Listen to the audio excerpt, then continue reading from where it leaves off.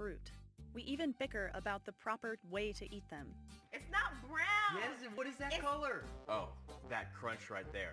This banana did the same thing. No. Basically, we've gone bananas for bananas.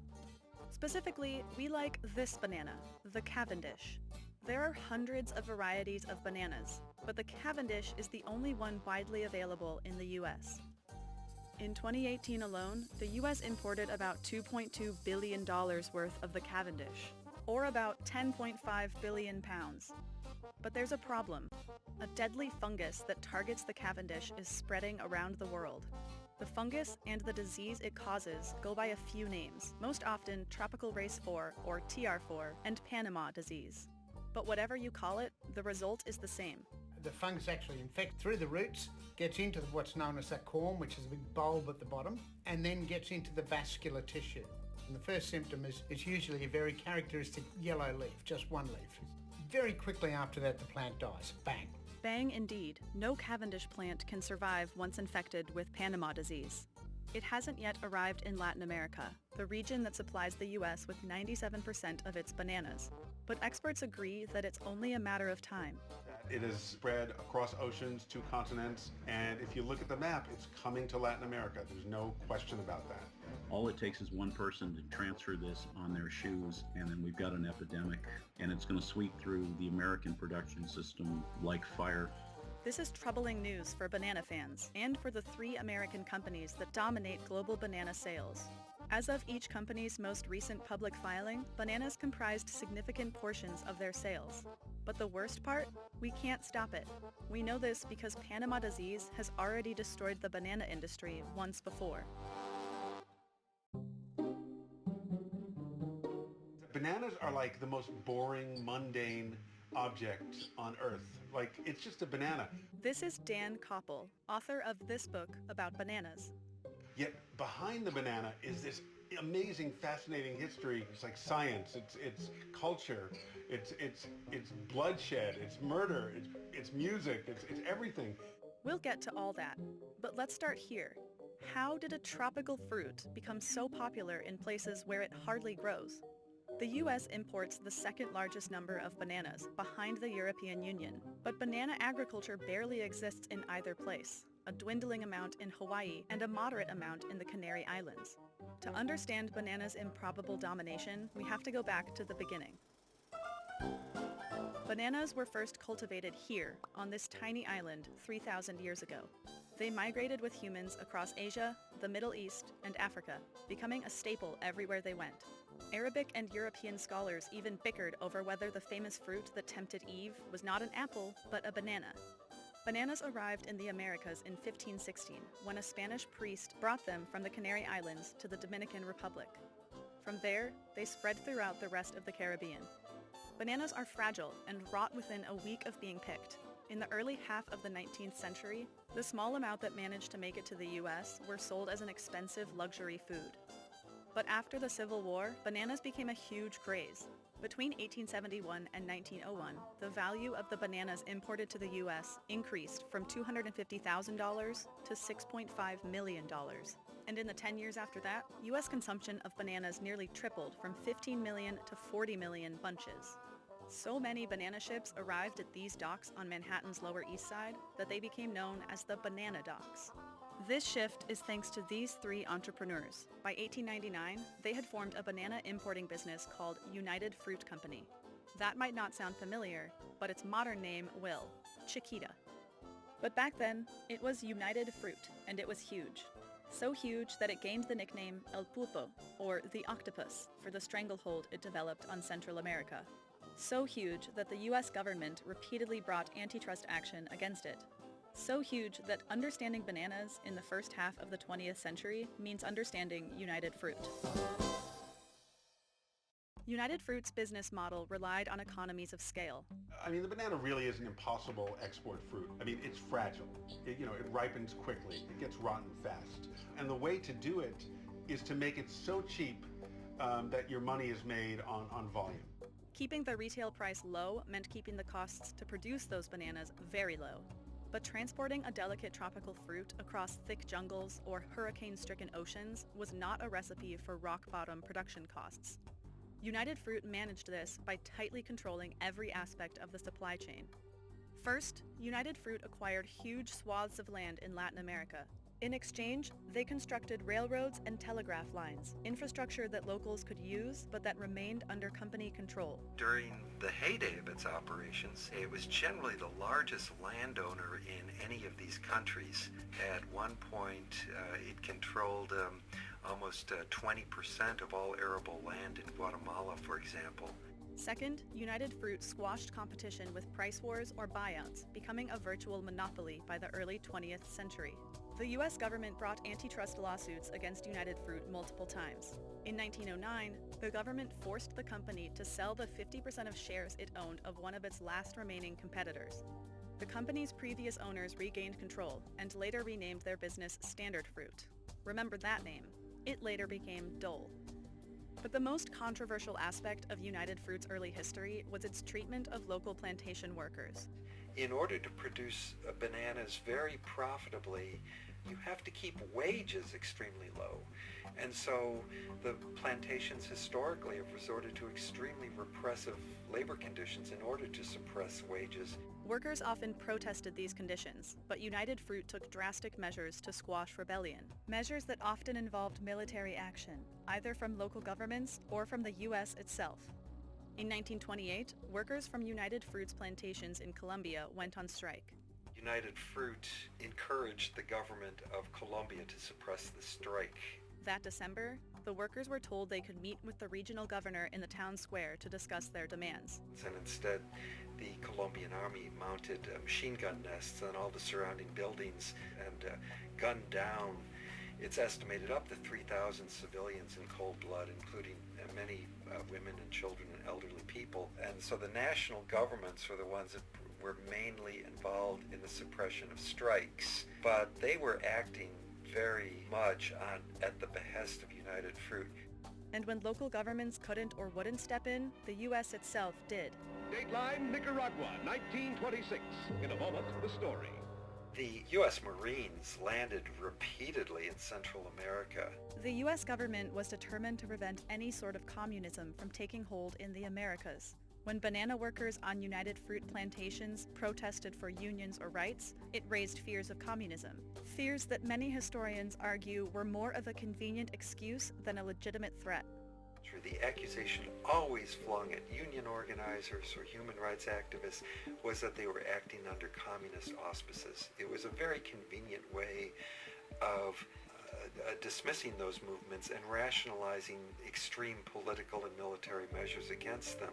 They sort of lost sight of the fact that they were a banana company and not sort of the political communications arm of the anti-communist campaign. I mean, it sounds crazy, but it's really true. Perhaps the most notorious example is that of Jacobo Arbenz. In 1950, Arbenz won the presidency in Guatemala on a promise to redistribute unused United Fruit land to poor Guatemalans. The company sounded the alarm, which quickly reached the White House thanks to a few well-placed company executives. Alan Dulles, who was a lawyer who worked for United Fruit and a board member of United Fruit, was the brother of John Foster Dulles, who was the Secretary of State in the Eisenhower administration. And so when United Fruit perceived its interests to be threatened in Guatemala, there was a direct communication of that threat from United Fruit's managers on the ground in Guatemala to Alan Dulles, in turn to his brother, in turn to President Eisenhower, who then directed the CIA to lead a disinformation and destabilization campaign against Arbenz, one which resulted in his being overthrown and exiled, and which ushered in literally 2 generations of military governments, extremely repressive governments in Guatemala.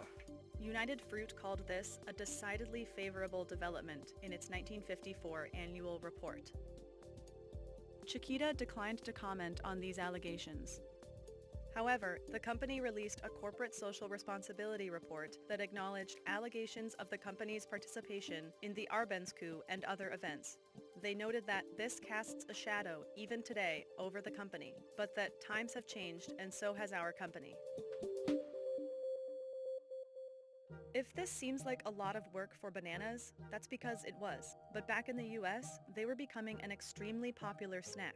The American public was largely unaware of United Fruit's tactics abroad, but at home, they fell in love with bananas thanks to the company's extensive advertising efforts. To name just a few, in 1924, the company added coupons for bananas to boxes of cornflakes to encourage consumers to eat the fruit with cereal. In 1939, the company distributed free textbooks to grade schools, filled, of course, with information on bananas. In 1944, they unveiled their most iconic marketing success, Miss Chiquita. But, the big question is why? Andrew Preston, the founder of United Fruit, what made him think this, easily rotten, expensive to ship, weird-looking fruit could be sold for almost nothing to people who didn't know what it was, how to eat it? That weird-looking fruit was gold for United Fruit. In 1920, the company had net profits of $33 million, or about $419 million in 2019 dollars. I mean, it was just a miracle. A miracle that was, bought obviously in blood and horror, but it was absolute marketing genius. There's no question about it. In short, bananas kicked off lawsuits, advertising innovations, protests, coups, and violent suppression. But these bananas were not today's Cavendish. These are Gros Michel bananas, a related species that is bigger and tougher than the Cavendish and with a slightly different taste. They're also the first banana rendered commercially extinct by Panama disease. Before we get into that, some science. Gros Michel bananas were all genetically identical. The same is true of today's Cavendish, which is why bananas look the same no matter where you buy them. Business-wise, identical products are good. Companies can standardize transport systems and cultivate loyalty and trust among consumers. But biologically, they're bad. Monoculture is always an issue in agriculture. The problem is that if you're growing all the same material, all of these are going to be susceptible to the same disease. So when the deadly fungus first appeared in Panama in 1903, it made short work of United and Standard Fruit's products. Over the next 57 years, Panama disease wiped out virtually every Gros Michel plantation in Latin America. Both Standard and United Fruit knew of the disease since the early 1900s, but they dealt with it differently. United Fruit clung to the Gros Michel, hoping it could outrun the disease by starting new plantations on fresh land. Demand for bananas was skyrocketing, but the ability to grow bananas in South and Central America was declining. The disease was actually creating this avaricious need for land. That method only worked for so long. By the early 1920s, banana shortages were such a noticeable problem that musicians Frank Silver and Irving Cohn wrote this hit song in which a fruit stand vendor repeatedly informs his customers that he's out of bananas. Yes, we have no banana. We have no bananas today. By the 1950s, the Gros Michel's future looked grim. Even the strategy of stealing land as the disease was chasing was running out of gas because there was not enough land to meet the demand for bananas. United Fruit went into freefall. From 1950 to 1960, annual revenue fell from $66 million to $2.1 million. Meanwhile, Standard Fruit couldn't afford to constantly buy new land. So in the late 1920s, it began searching for a banana with the taste, look, and resistance to Panama disease to replace the dying Gros Michel. It eventually landed on, you guessed it, the Cavendish. Standard Fruit grew the first commercial Cavendish in 1953 on a plantation in Honduras. It spent the rest of the decade figuring out how to transport them. Cavendish is very fragile. But a Gros Michel was never shipped in boxes. It was just thrown in bunches into ships. But by boxing them and using gas to preserve it, to keep their ripening in check, they were able to ship this at and grow them at low prices. This put Standard Fruit leagues ahead of United Fruit when the latter finally adopted the Cavendish in the early 1960s. In that time, just that 10-year span, Standard Fruit, which became Dole, had managed to get a 50% market share. So Chiquita never really recovered to this day. Other than Chiquita's decline, the switch to the Cavendish went smoothly enough. Nearly 60 years later, most Americans happily consumed the Cavendish, unaware of its lost predecessor. For the next few decades, the industry hummed along much as it had before, just with a different banana. Standard Fruit became Dole, and United Fruit became Chiquita. Together with Del Monte and the Irish-based company Fiefs, they dominated global banana exports, controlling 2/3 in the 1980s. But the many problems faced by banana workers continued, more than can be detailed here. Notably, in 2007, Chiquita admitted to paying a violent Colombian terrorist group to protect its banana workers from 1997 to 2004. And in the mid-1990s, Chiquita kicked off a trade war with the European Union over its legislation that favored bananas from former EU colonies. Chiquita lobbied the US government to file a complaint with the newly formed World Trade Organization. The ensuing trade war, called the worst transatlantic economic dispute since World War II by a 2005 Harvard Business Review article, dragged on until 2012. Even with all this, nothing changed for American consumers. Bananas reliably appeared on supermarket shelves around the nation for dirt cheap prices, an average of about 55 cents per pound since 2000. But this brings us back to the beginning of this video, Panama disease. In the 1980s, the banana industry's old foe reappeared. Banana biologist Randy Plotz first identified it in the early 1990s. Basically what started this whole thing going is that there was a mindset in Southeast Asia, in Indonesia in particular, in Malaysia, that they could make money growing these huge monocultures of Cavendish for the first time. When they first started doing this, they started succumbing to Fusarium wilt, and that was like, whoa, what's going on there?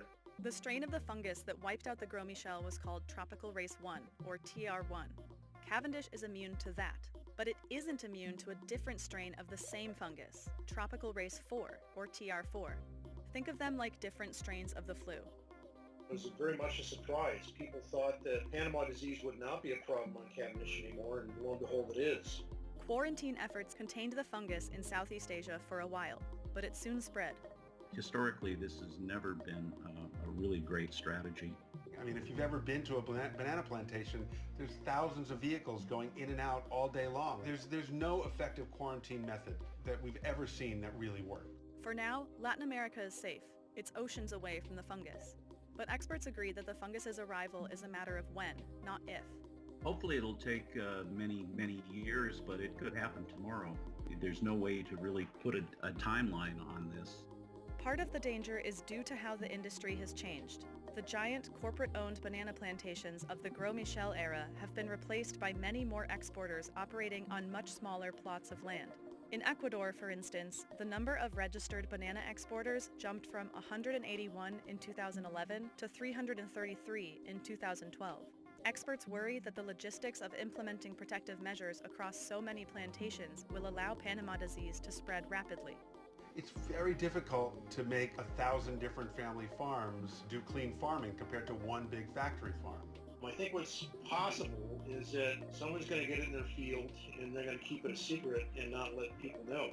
And that would be a disaster, because once it gets in waterways and in soil, that sort of thing, then it spreads in kind of an insidious manner.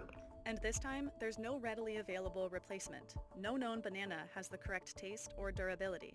They dodged the bullet in the 1950s by identifying a variety, Cavendish. I think if there was something out there, they would have found it by now. I know they put a lot of effort into screening material and looking at material, and so far they don't have a replacement. Even if they did, the entire infrastructure network for transporting bananas would have to be replaced once again. The entire banana supply chain, from the moment the plantlet is planted in the ground to the moment you start to peel it, is designed just for the Cavendish banana. It's almost as though a Cavendish-shaped pipe from Central America comes to your house, and it doesn't really fit another banana. This could explain why, until recently, the big three banana companies seemed unwilling to recognize the problem. I think they're still not quite cognizant of the fact that they've got this same problem happening again. CNBC reached out to Dole, Fresh Del Monte, and Chiquita for comment. A Fresh Del Monte spokesperson wrote that Del Monte takes Panama disease very seriously. We continue to work diligently with other banana suppliers and local authorities to prevent the spread of disease. Also, significant resources are being dedicated for research aimed at identifying long-term solutions. A Dole spokesperson wrote, "We certainly are aware of the potential danger to our supplies and vigilant in efforts to contain the threat. Thus, we have worked together with other stakeholders in efforts to combat this problem and raise awareness of its seriousness." Chiquita declined to comment. Breeding a Panama-resistant Cavendish, traditionally or by genetic modification, is likely the best hope for the banana's future, but each has their drawbacks.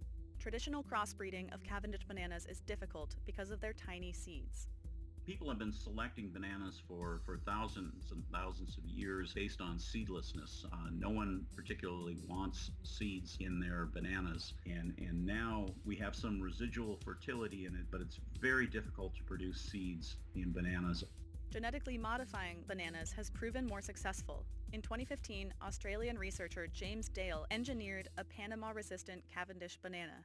We've taken a resistance gene from a wild banana that occurs in Southeast Asia and is naturally resistant to tropical racefield. We've moved that gene into Cavendish, and that's how we've generated resistance. But any genetically modified banana will face strong resistance from anti-GMO groups in both the US and the EU. But the Cavendish is more important, both for global economies and food security, than the Gros Michel ever was. In global volumes, the production and exports of Cavendish are much more than what it was when Gros Michel was the dominant variety. And it's been increasing a lot. In 2013, the World Banana Forum under the United Nations created a task force specifically to combat Panama disease. We realized that it was very important to have a more structured response to this threat of TR4, knowing that the regions where TR4 has not yet arrived but may arrive if nothing is done, they depend on bananas for a large share of their export earning and their economies. And demand continues to rise. From 2017 to 2018, global imports of bananas increased by 2% to over 40.3 billion pounds. Over a quarter of that went to the US. But if Panama disease takes hold in Latin America, it will decimate the industry. Cavendish can no longer grow in the quantities needed to satisfy the world's, and especially the US's, love of bananas. It may already be there, and we're just not aware of it. But once it's there, it's kind of like the horses out of the barn type thing. So once the pathogen is established, that's all she wrote for Cavendish.